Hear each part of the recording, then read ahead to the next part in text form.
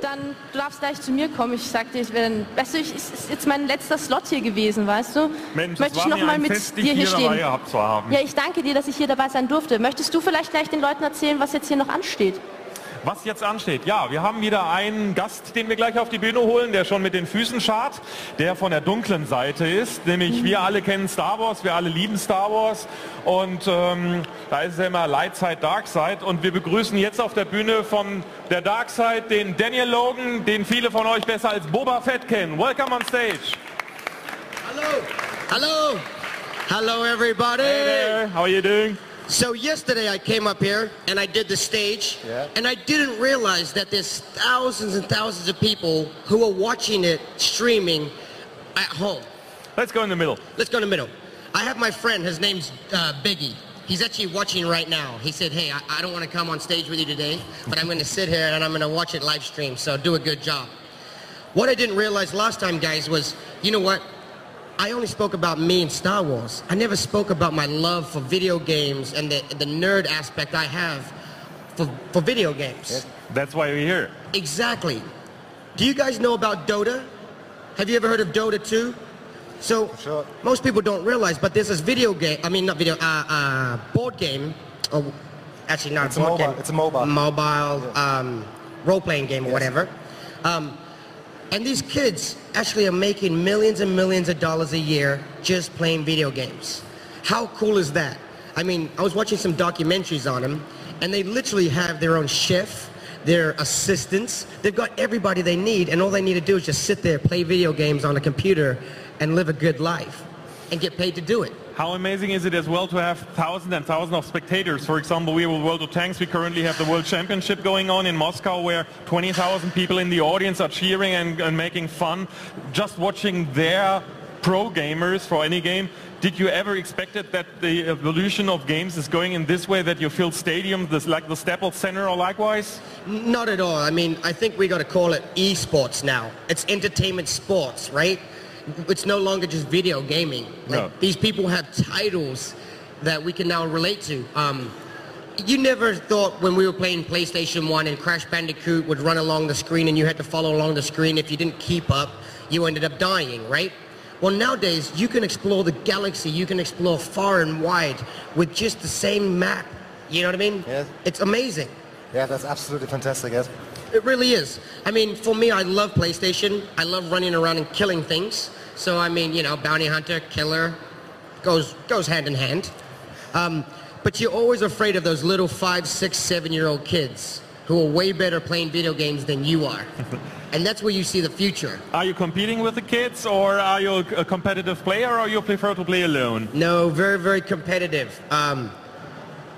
I get a little angry at the little kids sometimes. I forget that I'm playing with like a 9-year-old, you know. I'm like, God damn it, you little kid, you know. And you're like, oh, sorry, I mean, he's 9 years old, but he's just so good, or she's so good, that it makes a better competition, and you're in 2 different generation gaps. I'm almost in my 30s.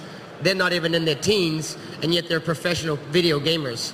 Me, I actually, not to brag or boost, but when I am playing, especially Call of Duty, I usually rank in the top 1, 2, or 3. And I'm not a camper. I don't sit and I like to run around and shoot. I'm like ADHD in Call of Duty.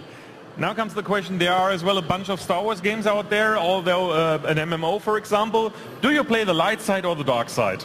Well, it depends on whatever side is paying the most. No, no more rail, just bounties?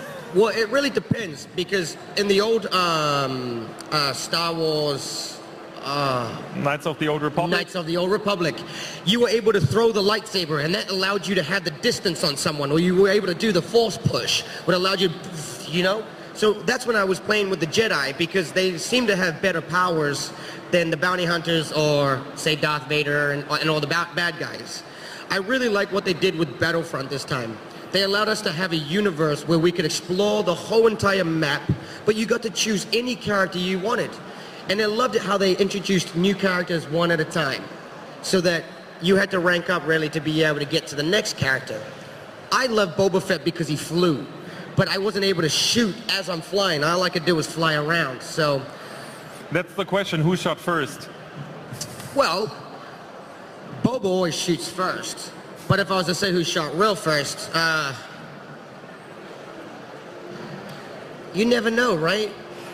Well, if you take the new version, the edited version, it probably is something different from the original version, right? Oh, exactly. And then the new version that's going to come out from the other two original versions is going to be a completely different universe than what we already had.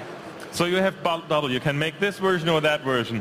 But talking about Boba, can we expect you to appear in the future in terms of Star Wars? Could you consider that, or could you spoil it a little bit like that, how it is in the future? Because we know you as a young Boba. Why not as a newer Boba? You know, it's so beautiful that I get to be this character Boba Fett, and that he still has a longevity of a career in the movie Star Wars. For us right now, I have no clue if I will reprise the role. But all I know is that Boba's bounties are far from over. So if it doesn't happen to me, be me, I hope that someone fulfills that role and is able to give the fans exactly what they need and want. If it's not me, you know, whoever's the next guy, I'll just love that as much, because the opportunity I got in Star Wars changed mine and my family's life forever. Yeah, one thing you told about so Boba Fett. So you had another movie like Sharknado. It was a pilot, and the name of the pilot was Captain Fett. So it's so funny. I read it and I thought, whoa. Fantastic. You know, when I went on that set and I saw how they had painted the helmet, it kind of made me laugh, you know, and I figured if I had a scooter and I lived in England, it'd be pretty cool to paint it as a Slave One and ride around with that little helmet like, you know, through the streets of London. Yeah. You know, back to the video games side of it, just to go back because I'm fascinated. My buddy, actually, the guy who's watching online, he introduced me to the VR system. Well, they actually have this new Star Wars VR game. And you put the VR headset on, and you're a Jedi, and then stormtroopers are coming at you, and you're like, and you're having to shoot, and then you run up to things, and you push things, and you're like, come on, come on, and then the ladder comes down, and then you have to run up into the thing. It's so amazing, and it was only the demo. Yeah. So you played it on the PlayStation then? No, this was on PC. Ah, okay, this was on the Oculus. PC, Oculus, All exactly. Right. So did you play as well the Star Wars, where you're flying in the X-Wing on Star Wars Battlefront? Yeah. I mean, that's what I'm saying. With technology, I thought the PlayStation 1 was the coolest thing ever. Actually, to tell you the truth, I thought Nintendo 64 was the coolest thing ever, especially when they brought out James Bond, GoldenEye, 007. That was really the first game that changed us as humans. It's one of the best shooters on the N64 ever made. Ever made. It's truly a classical history, and it was the foundation for Call of Duty and what we have now. The only thing is I used to always play Oddjob. You know, the little guy? And the sucky thing is, it was harder to shoot him because he was so short, you remember? And then in the pyramid arena, you were able to go through the walls if you knew exactly where to hide, and you could pop out the other side. Do you remember that? You were hidden all the time. Exactly. The good old days, you know, when you used to be able to hack your own video game. You speak about Battlefront 2. Do you want to play it if it comes out? You know what? I already talked to my buddy Matt. He's one of the heads, if not the head at LucasArts, Lucasfilm video games. And I said to him, hey man, I heard you guys are bringing out Battlefront. And he goes, yeah, we already did. I go, no, I heard you bringing out another one. Can I get it? He goes, we're not dropping it till the end of the year, buddy. Like, hold your horses. So I'm already in line. Yeah. I'm ready to play. And what I was thinking of is that I like going on and watching people play video games on YouTube. As weird as that sounds, I watch these little kids like Pew Pew and a couple other people. I mean, these kids are amazing, and all they're doing is playing video games. I actually got into it through my nieces. My nieces would just sit and watch Minecraft videos, video games, all day long. And now I found myself watching these YouTube video gamers. So the Let's Plays. Exactly. So that's what I'm thinking, that, you know, maybe I might start a YouTube video channel. You know, why not? That seems to be the thing. Do it for charity like we are doing. I would love to do it for charity. That's a good idea. I could play for charity like you guys. Be a part of our channel. You would want to get rid of me. He's inviting me on, but later on, baby. How is it for you to be here in Cologne at the RPC meeting? So a lot of fans, because of course Star Wars is culture. Everybody knows Star Wars. And how is it to meet the fans? Like currently there's a full Boba Fett equipped person who is more than eager to see you, so he has to wait 5 more minutes. But how is it to get in direct contact with the fans? You know, it's very beautiful and blissful. Growing up in New Zealand, I didn't have very much. So now coming to these conventions, the way you guys have embraced me, the way you guys have supported me, the way you guys have loved me, I have nothing but gratitude to every single person who comes and visits me, comes and talks with me, tells me that how great I was in the film. Those are some of the things that are natural highs. You live off that throughout the rest of the day. People always ask me like, hey, you seem to be so nice. Why are you so nice? And it's like, well, why are you guys so nice? You know, like, you're asking me why I'm so nice, but like, you guys are the ones who are so wonderful to me that allow me to be this. I cannot be nothing but nice, because it's a gratitude and gratefulness. I mean, here in Cologne, I've really enjoyed myself. The city is gorgeous, the history is beautiful, but the people are wonderful. Like, I hired a car. I drove down the street, and these people just started waving at me out the window. And I'm like, hello. So people recognized you? No, just some friendly people. Like, hello. I'm like, hello. Like, next person, hello. Hello. Next person, hello. I'm like, this is Cologne. Cologne is such a wonderful place, and you people are so nice. You know what I'm saying? I love everybody in Germany. I've been all over Germany. I was telling another guy earlier that I went to Speyer. Was my last place I went to go and visit the castle, obviously. And what a beautiful place that was. I mean, you guys have a really beautiful country and a lot of gorgeous women. Hopefully my wife isn't watching this. How is it in your hometown? Can you go to the supermarket and everywhere? People know who you are, or just say, okay, it's a normal person? You know, it's funny. I grew up kind of in a very poor living style. Like my mother was raising all her kids on welfare, so we lived in a welfare home. So I call it the ghetto. I don't know if you want to term it as that, but when I go back down there, I am like, you know, I'm the famous one. I was the one who made it out. Like, everyone in their house has newspaper articles of me, like, framed in their house. Like, they're like, he made it. Like, you can make it out. So I'm like the ambassador for the ghetto in New Zealand. And yeah, I mean, I love my people, you know, but it's a fame where once in a while I get recognized, but it's not every day. So when I do get recognized, it's really cool for me. Okay.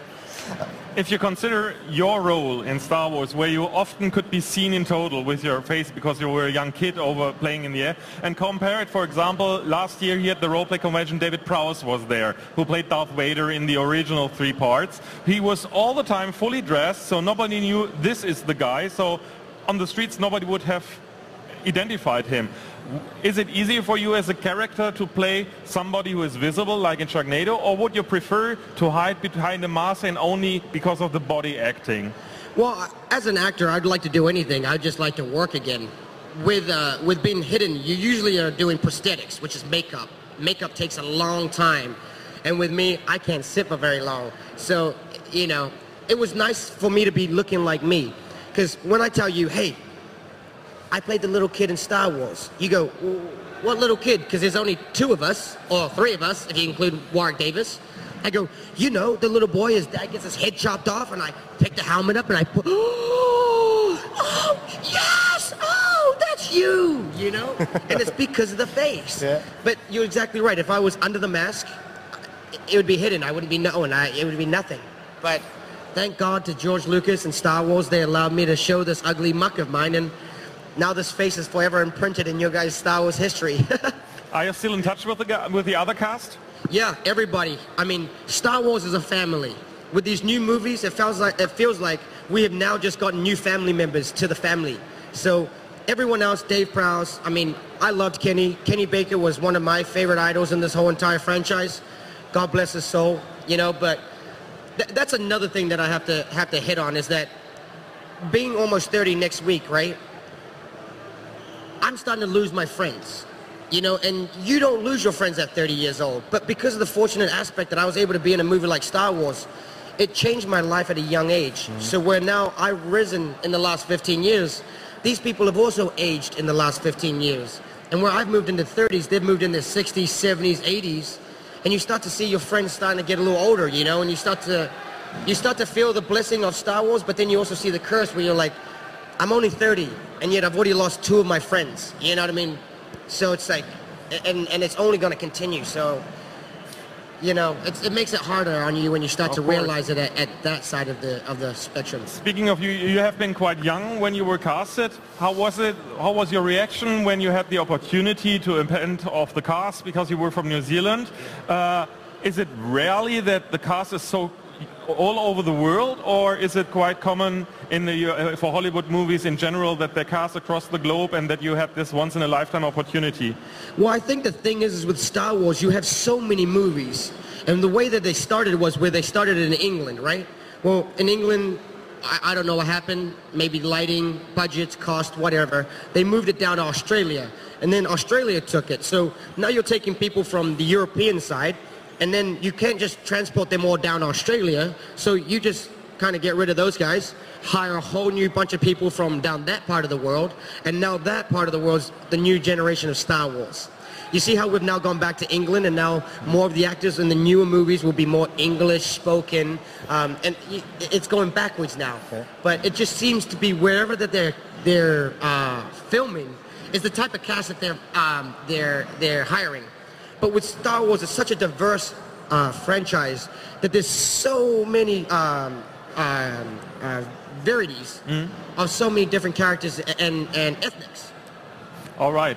We have 1 minute to go. Do you want to leave some final words to the audience out there looking at the stream? You guys, I hope you have a wonderful day. Make sure you play video games, play video games, play video games. Back in the day, we were told, go outside, don't play on video games. Play video games, and make a lot of money. And take care of your parents.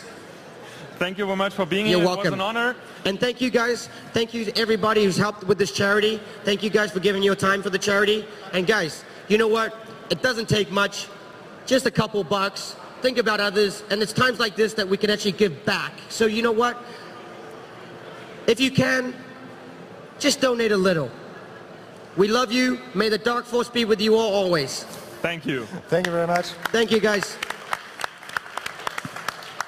Thank you. Thank you for listening, guys. Bye-bye.